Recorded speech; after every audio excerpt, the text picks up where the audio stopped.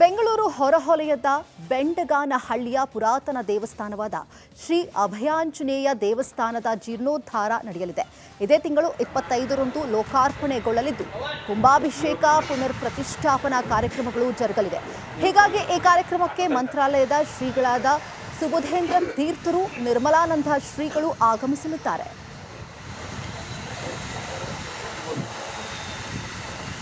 ಕರ್ನಾಟಕ ರಾಜ್ಯದ ರಾಜಧಾನಿಯಾಗಿರ್ತಕ್ಕಂಥ ಬೆಂಗಳೂರು ಮಹಾನಗರದ ಹೊರವಲಯದಲ್ಲಿ ಬೆಂಡಗಾನಹಳ್ಳಿ ಅನ್ನುವಂತಹ ಗ್ರಾಮದಲ್ಲಿ ಶ್ರೀ ಅಭಯಾಂಜನೇಯ ಸ್ವಾಮಿ ಸನ್ನಿಧಾನವು ನೂರಾರು ವರ್ಷಗಳಿಂದಲೂ ಕೂಡ ಅಲ್ಲಿ ಸನ್ನಿಹಿತವಾಗಿರ್ತಕ್ಕಂಥದ್ದು ಎಲ್ಲರಿಗೂ ತಿಳಿದಂತಹ ವಿಷಯ.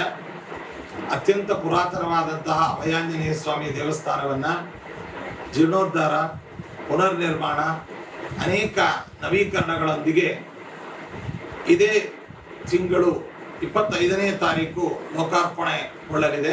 ಕುಂಭಾಭಿಷೇಕ, ಪುನಃ ಪ್ರತಿಷ್ಠಾಪನೆ ಮತ್ತಿತರ ಧಾರ್ಮಿಕ ಕಾರ್ಯಕ್ರಮಗಳೊಂದಿಗೆ ಅನ್ನದಾನ ಮತ್ತು ಅತಿಥಿಗಳ ಸನ್ಮಾನ, ಸಭಾ ಕಾರ್ಯಕ್ರಮ ಇತ್ಯಾದಿಗಳ ಕಾರ್ಯಕ್ರಮಗಳು ಆಯೋಜಿಸಲಾಗಿದೆ. ಈ ಒಂದು ವಿಶೇಷ ಧಾರ್ಮಿಕ ಕಾರ್ಯಕ್ರಮ ನಿರ್ವಿಘ್ನವಾಗಿ ಯಶಸ್ವಿಯಾಗಿ ನಡೆಯಿರಿ ಎಂಬುದಾಗಿ ಭಗವಂತನಲ್ಲಿ ಪ್ರಾರ್ಥನೆ.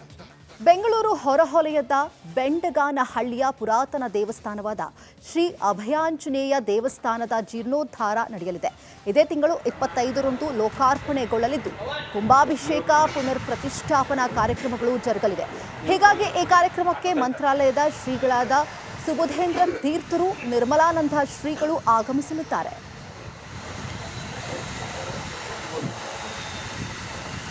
ಕರ್ನಾಟಕ ರಾಜ್ಯದ ರಾಜಧಾನಿಯಾಗಿರ್ತಕ್ಕಂಥ ಬೆಂಗಳೂರು ಮಹಾನಗರದ ಹೊರವಲಯದಲ್ಲಿ ಬೆಂಡಗಾನಹಳ್ಳಿ ಅನ್ನುವಂತಹ ಗ್ರಾಮದಲ್ಲಿ ಶ್ರೀ ಅಭಯಾಂಜನೇಯ ಸ್ವಾಮಿ ಸನ್ನಿಧಾನವು ನೂರಾರು ವರ್ಷಗಳಿಂದಲೂ ಕೂಡ ಅಲ್ಲಿ ಸನ್ನಿಹಿತವಾಗಿರ್ತಕ್ಕಂಥದ್ದು ಎಲ್ಲರಿಗೂ ತಿಳಿದಂತಹ ವಿಷಯ.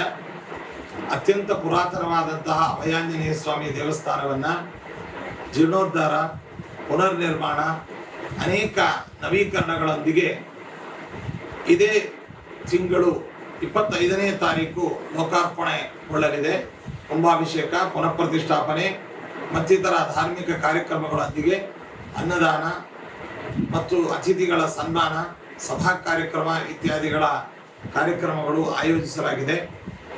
ಈ ಒಂದು ವಿಶೇಷ ಧಾರ್ಮಿಕ ಕಾರ್ಯಕ್ರಮ ನಿರ್ವಿಘ್ನವಾಗಿ ಯಶಸ್ವಿಯಾಗಿ ನಡೆಯಿರಿ ಎಂಬುದಾಗಿ ಭಗವಂತನಲ್ಲಿ ಪ್ರಾರ್ಥನೆ. ಸಿನಿಮಾಗೆ ಫಸ್ಟ್ ಡೇ ಸಖತ್ ರೆಸ್ಪಾನ್ಸ್ ಸಿಕ್ಕಿದೆ. ಸಿನಿಮಾದ ಸಂಪೂರ್ಣ ಪೈಸಾ ವಸೂಲ್ ಆಗೋ ಲೆಕ್ಕಾಚಾರದಲ್ಲಿ ಸಿನಿ ತಂಡವಿದೆ. Bureau report, republic Kannada. ಪ್ರತಿದಿ ಫೌಂಡೇಶನ್ ವತಿಯಿಂದ ಬೆಂಗಳೂರಿನ ಅರಮನೆ ಮೈದಾನದ ಗೇಟ್ ನಂಬರ್ 9ರಲ್ಲಿ ಉಚಿತ ಆರೋಗ್ಯ ತಪಾಸಣಾ ಶಿಬಿರ ಆರಂಭವಾಗಿದೆ. ಆರೋಗ್ಯ ಸೇವೆಗಳು ಪ್ರತಿಯೊಬ್ಬರಿಗೂ ತಲುಪಬೇಕು ಅನ್ನೋ ಉದ್ದೇಶದಿಂದ ವೈದ್ಯರ ತಂಡ ಸೇರಿ ಆಯೋಜಿಸಿರೋ ಈ ಬೃಹತ್ ಹೆಲ್ತ್ ಎಕ್ಸ್ಪೋಗೆ ಇವತ್ತು ಆರೋಗ್ಯ ಸಚಿವ ದಿನೇಶ್ ಗುಂಡೂರಾವ್ ಚಾಲನೆ ನೀಡಿದರು. ಪ್ರತಿಯೊಬ್ಬರಲ್ಲೂ ಆರೋಗ್ಯದ ಕಾಳಜಿ, ಜಾಗೃತಿ ಉಂಟಾಗಬೇಕು ಅನ್ನೋ ಕಾರಣಕ್ಕೆ ಆಯೋಜಿಸಿರೋ ಈ ಎಕ್ಸ್ಪೋದಲ್ಲಿ ಹೆಲ್ತ್ ಸ್ಟಾಲ್ಗಳಿಗೆ ಭೇಟಿ ನೀಡಿದ ದಿನೇಶ್ ಗುಂಡೂರಾವ್ ಆರೋಗ್ಯ ತಪಾಸಣಾ ಶಿಬಿರಕ್ಕೆ ಮೆಚ್ಚುಗೆ ವ್ಯಕ್ತಪಡಿಸಿದರು. ಬೆಂಗಳೂರಿನಲ್ಲಿ ಇಷ್ಟು ದೊಡ್ಡ ಮಟ್ಟದಲ್ಲಿ ಉಚಿತವಾಗಿ ಆರೋಗ್ಯ ತಪಾಸಣೆ ಮಾಡ್ತಿರೋದು ಪ್ರಶಂಸನೀಯ ಅಂತ ಸಚಿವರು ಕೊಂಡಾಡಿದರು. ಪ್ರತಿಯೊಬ್ಬರು ಇದರ ಸದುಪಯೋಗ ಪಡೆದುಕೊಳ್ಬೇಕು ಅಂತ ಕೂಡ ಸೂಚಿಸಿದರು.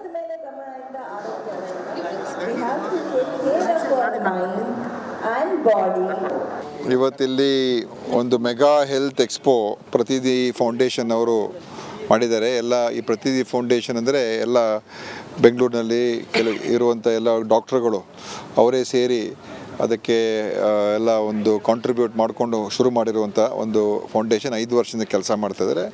ಅವರು ಭಾಳಷ್ಟು ಜನರಿಗೆ ಸಹಾಯ ಮಾಡುವಂಥದ್ದು, ಹೆಲ್ತ್ ಕ್ಯಾಂಪ್ಗಳು ಮಾಡುವಂಥದ್ದು, ಬ್ಲಡ್ ಡೊನೇಷನ್ ಕ್ಯಾಂಪು ಮತ್ತು ಯಾರು ಕ್ಯಾನ್ಸರ್ ಪೇಷಂಟ್ಸ್ಗೆ ಅವ್ರಿಗೆ ಎಲ್ಲ ರೀತಿಯ ಒಂದು ಸಲಹೆ ಸಹಕಾರ ನೀಡುವಂಥದ್ದು ಮತ್ತು ಅನೇಕ ಕುಟುಂಬದ ಮಕ್ಕಳಿಗೆ, ಯಾರು ಕ್ಯಾನ್ಸರ್ ಕುಟುಂಬದ ಮಕ್ಕಳಿಗೆ ಆರೋಗ್ಯ ಶಿಕ್ಷಣಕ್ಕೆಲ್ಲ ಸಹಾಯ ಮಾಡ್ಕೊಂಡು ಬಂದಿದ್ದಾರೆ. ತುಂಬ ಉತ್ತಮ ಕೆಲಸ. ಇವತ್ತು ಅವರು ಈ ಎಕ್ಸ್ಪೋ ಮಾಡಿ ಎಲ್ಲ ಅನೇಕ ತಜ್ಞರನ್ನು ಕೂಡ ಕರೆಸಿ ಅವ್ರ ಕೈಲೂ ಕೂಡ ಬೋಧನೆ ಇರ್ತದೆ ಮತ್ತು ಎಲ್ಲ ಆಸ್ಪತ್ರೆಗಳು ಅವ್ರನ್ನೂ ಕೂಡ ಕರೆಸಿದ್ದಾರೆ. ಆಸ್ಪತ್ರೆ ಅನೇಕ ಬೇರೆ ಬೇರೆ ವಿವಿಧ ಹಾಸ್ಪಿಟಲ್ಸ್ ಕರ್ನಾಟಕದಲ್ಲಿರುವಂಥವ್ರು ಮತ್ತು ವೈದ್ಯಕೀಯ ಸಲಕರಣೆಗಳು ಮಾಡುವಂಥವ್ರು ಅವರು ಇದ್ದಾರೆ. ಬೇರೆ ಬೇರೆ ಟ್ರೀಟ್ಮೆಂಟ್ಸ್ ಬಗ್ಗೆ ಜನರಿಗೆ ಇನ್ನೂ ಹೆಚ್ಚು ಗೊತ್ತಾಗುವಂಥದ್ದು, ಏಕೆಂದರೆ ಯಾವ್ಯಾವ ಥರ ಟ್ರೀಟ್ಮೆಂಟ್ ಇದೆ, ಏನೇನು ಹೊಸ ಒಂದು ಟೆಕ್ನಾಲಜಿ ಏನೇನು ಬಂದಿದೆ ಮತ್ತು ಒಂದು ಮಾಹಿತಿ ಎಲ್ಲರೂ ಕೂಡ ಗೊತ್ತಾಗುವಂಥದ್ದು, ಹಂಚಿಕೊಳ್ಳುವಂಥದ್ದಕ್ಕೆ ಇಂಥ ಎಕ್ಸ್ಪೋಗಳು ಭಾಳ. ಭಾರತ್ ಗ್ಲೋಬಲ್ ಕಲ್ಚರಲ್ ಎಕ್ಸ್ಪೋನ ಲೋಗೋ ಲಾಂಚ್ ಮಾಡಲಾಗಿದೆ. ಭಾರತದಲ್ಲಿನ ಅತಿ ದೊಡ್ಡ ಜಾಗತಿಕ ಸಾಂಸ್ಕೃತಿಕ ಎಕ್ಸ್ಪೋ ಇದಾಗಿದ್ದು, ಭಾರತ್ ಗ್ಲೋಬಲ್ ಕಲ್ಚರ್ ಎಕ್ಸ್ಪೋ 2025 ಭಾರತದ ರಾಜ್ಯಗಳ ವೈವಿಧ್ಯಮಯ ಪರಂಪರೆಯ ಜೊತೆಗೆ ವಿಶ್ವದ ರೋಮಾಂಚಕ ಸಂಸ್ಕೃತಿಗಳನ್ನು ಒಂದುಗೂಡಿಸೋಕೆ ಸಿದ್ಧವಾಗಿದೆ. ಈ ಈವೆಂಟ್ ಉನ್ನತ ಹೂಡಿಕೆದಾರರು ಮತ್ತು ಸರ್ಕಾರಿ ಗಣ್ಯರನ್ನು ಆಕರ್ಷಿಸುತ್ತದೆ. ಇಂದು ಖಾಸಗಿ ಹೋಟೆಲ್ ಒಂದರಲ್ಲಿ ಲೋಗೋ ಲಾಂಚ್ ಮಾಡುವ ಮೂಲಕ ಕಾರ್ಯಕ್ರಮಕ್ಕೆ ಚಾಲನೆ ಸಿಕ್ಕಿದೆ. ಇನ್ನು ಅತ್ಯಾಧುನಿಕ ಆವಿಷ್ಕಾರಗಳ ಪ್ರದರ್ಶನದ ಮೂಲಕ ಎಕ್ಸ್ಪೋ ಸಾಂಸ್ಕೃತಿಕ ವಿನಿಮಯವನ್ನು ಬೆಳೆಸುತ್ತದೆ, ಸುಸ್ಥಿರ ಅಭ್ಯಾಸಗಳನ್ನು ಉತ್ತೇಜಿಸುತ್ತದೆ ಮತ್ತು ಆರ್ಥಿಕ ಬೆಳವಣಿಗೆಗಳನ್ನು ಉತ್ತೇಜಿಸುತ್ತದೆ. ಕರ್ನಾಟಕದ ಹೂಡಿಕೆಗೆ ಉತ್ತಮ ಅವಕಾಶವಿದ್ದು, ಈ ಕಾರ್ಯಕ್ರಮದಲ್ಲಿ ಸಂತೋಷ್ ಹೆಗಡೆ, ಮಹಿಳಾ ಆಯೋಗದ ಅಧ್ಯಕ್ಷೆ ನಾಗಲಕ್ಷ್ಮಿ ಚೌಧರಿ ಸೇರಿದಂತೆ ಹಲವು ಗಣ್ಯರು ಭಾಗಿಯಾಗಿದ್ದರು. ಭಾರತ್ ಗ್ಲೋಬಲ್ ಕಲ್ಚರಲ್ ಎಕ್ಸ್ಪೋ ಅನ್ನುವ ಈ ಒಂದು ಕಾರ್ಯಕ್ರಮ ಬಹಳ ಅರ್ಥಪೂರ್ಣ ಕಾರ್ಯಕ್ರಮ ಅಂತ ನಾನು ತಿಳ್ಕೊಂಡಿದ್ದೇನೆ. ವ್ಯಾಪಾರದಲ್ಲಿ ಇಂಥ ಕಾರ್ಯಕ್ರಮಗಳು ವ್ಯಾಪಾರದ ಮೂಲವನ್ನು ಹೆಚ್ಚಿಸ್ತದೆ ಅನ್ನೋದು ನನ್ನ ಅನಿಸಿಕೆ.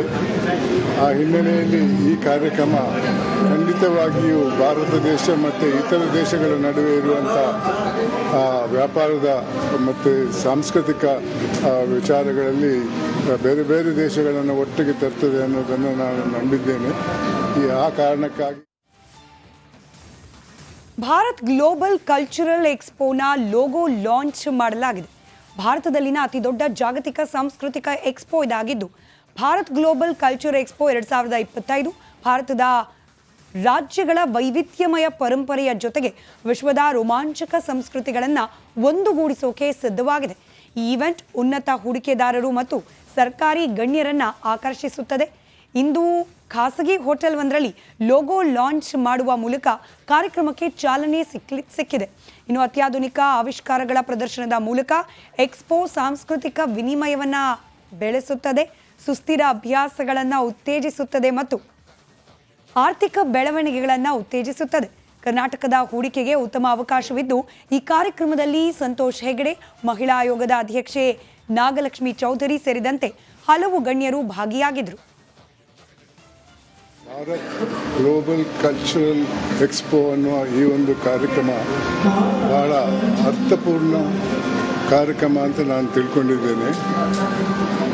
ವ್ಯಾಪಾರದಲ್ಲಿ ಇಂಥ ಕಾರ್ಯಕ್ರಮಗಳು ವ್ಯಾಪಾರದ ಮೂಲವನ್ನು ಹೆಚ್ಚಿಸ್ತದೆ ಅನ್ನೋದು ನನ್ನ ಅನಿಸಿಕೆ. ಆ ಹಿನ್ನೆಲೆಯಲ್ಲಿ ಈ ಕಾರ್ಯಕ್ರಮ ಖಂಡಿತವಾಗಿಯೂ ಭಾರತ ದೇಶ ಮತ್ತು ಇತರ ದೇಶಗಳ ನಡುವೆ ಇರುವಂಥ ವ್ಯಾಪಾರದ ಮತ್ತು ಸಾಂಸ್ಕೃತಿಕ ವಿಚಾರಗಳಲ್ಲಿ ಬೇರೆ ಬೇರೆ ದೇಶಗಳನ್ನು ಒಟ್ಟಿಗೆ ತರ್ತದೆ ಅನ್ನೋದನ್ನು ನಾನು ನಂಬಿದ್ದೇನೆ. ಆ ಕಾರಣಕ್ಕಾಗಿ